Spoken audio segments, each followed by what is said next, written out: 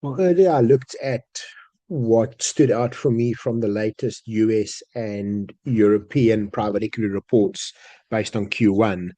And again, we see that we're not just looking at a softer quarter or a temporary pause on deal activity.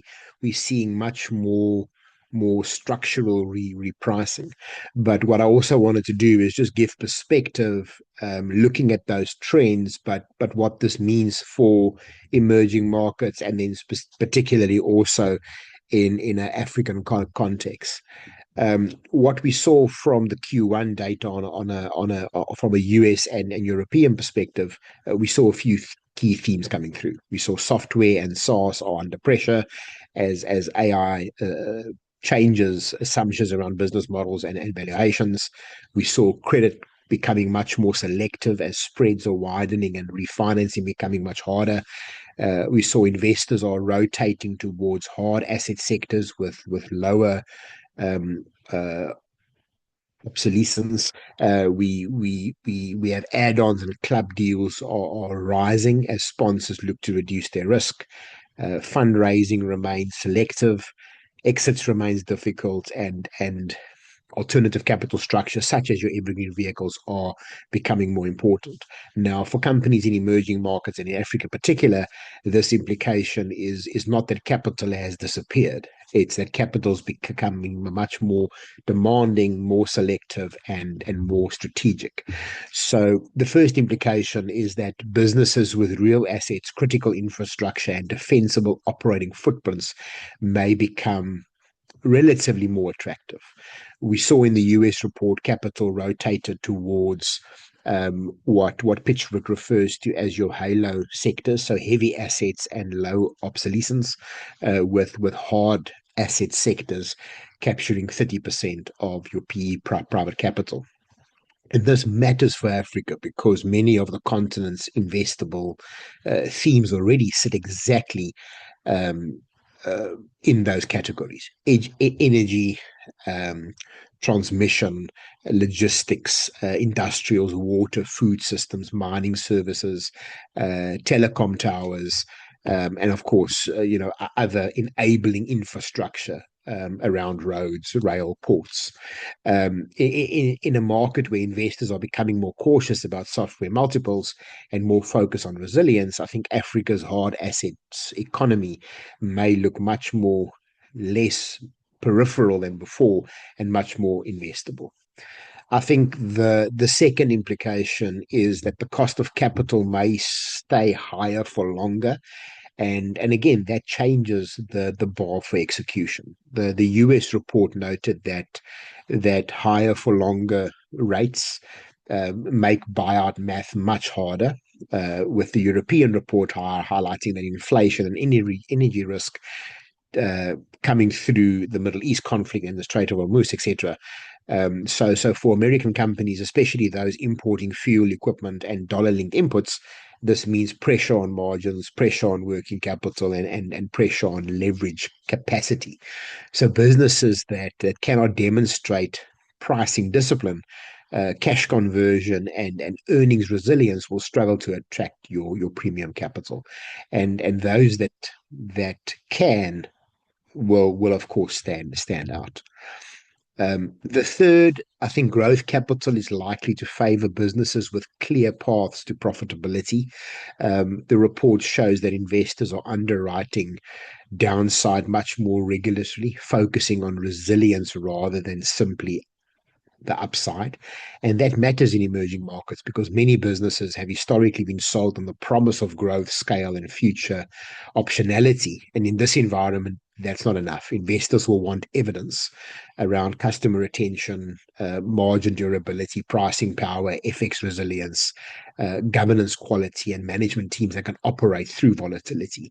And this is particularly true in Africa's case, where macro and policy variables are already more complex, and where investors will be even less willing to underwrite ambiguity.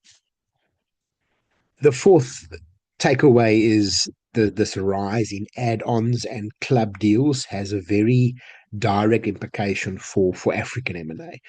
In Europe, add-ons arose to a decade high of roughly 72% of buyouts, while your club deals climbed to 44% of buyout values. And that tells us that investors are favoring bolt-on acquisitions, consolidation plays, and shared risk structures over large standalone bets. Now, in Africa, that could translate into more buy and build strategies in your fragmented sectors such as healthcare, education, financial services, business services, logistics, agriculture, and consumer supply chains. And it could also mean more um, truncation, co-investment, and partnership capital structures where no single sponsor wants to carry the full exposure. But again, from an Africa perspective, opportunity within these sectors where we still see a lot of fragmentation: healthcare, education, financial services, business services, logistics, agriculture, supply chain. Software in Africa is not necessarily less interesting, but it may need to be framed differently. What we saw from the two reports on the US and the EU side is that software isn't dead, but in fact, the US report still pointed to software as a major hunting ground for take private deals, especially where companies have proprietary data, system of record of characteristics or operations in a regulated sector. Now, for Africa tech businesses, that is important. There's an important distinction to be made.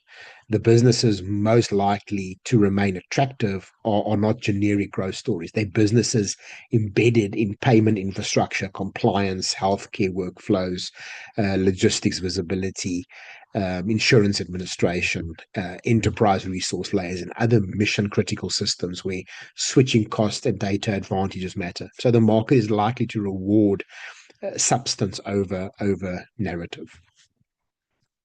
A sixth point, I think exits again remain slower, which means Africa founders and investors need to also rethink earlier about liquidity routes. Both reports show that exits remain constrained and sponsor-to-sponsor transactions are playing a much larger role, while fundraising remains dependent on better distributions. Now, in practice, this means companies in Africa should not assume a clean IPO path or a rapid strategic sale at a premium multiple. Trade sales, secondaries, continuation vehicles, partial exits, minority recapitalizations, and structured liquidity solutions may become more relevant. And this is especially important in emerging markets where your exit windows are often narrow to begin with.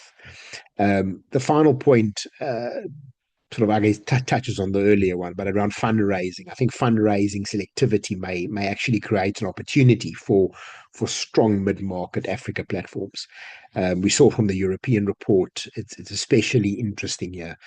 While overall fundraising remained subdued, the mid-market vehicles showed resilience, and growth equity showed early signs of recovery where rates have stabilized. Now, of course, this is Q1. We know now that rates will likely look to rise, and we'll see how that has to play out. But what we did see from a Q1 perspective is a positive recovery.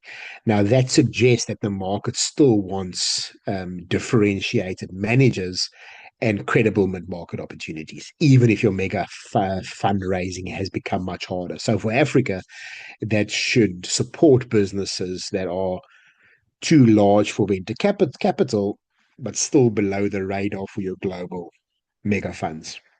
So companies in that band with strong governance, scalable operating models, and regional expansion logistics may be very well positioned if they can present themselves as institutional quality platforms rather than frontier market one-offs. I think one of the biggest implications for Africa is strategic rather than financial. In a world where investors are moving towards resilience, essentially, and operational proof, Africa's investment case may need to be narrated less as a pure growth story, but more of a strategic relevance story. Energy transition, critical minerals, food security, digital infrastructure, payment rails, intra-Africa trade logistics, and urban service delivery all sit much closer to the new capital agenda than many people will assume. But the winners will be those that can translate that macro relevance into bankable business model, disciplined reporting, and credible execution. So, in my view, for emerging markets in Africa, these trends do not point to a retreat alone, but they point to differentiation. Capital is likely to be more selective. Risk will be priced much more carefully. Quality will matter. Real assets and mission critical businesses may attract higher interest, and companies that can prove resilience, governance, pricing power, and strategic relevance will have a much better chance of standing out. If anything, the message I think for African business is not to wait for easier conditions. It is to prepare for a more demanding investor conversation. Again, hope this perspective helps, and yeah, we'll continue as the market develops and as we see how Q2 is concluding and playing out. But once again, thanks for listening, and chat soon.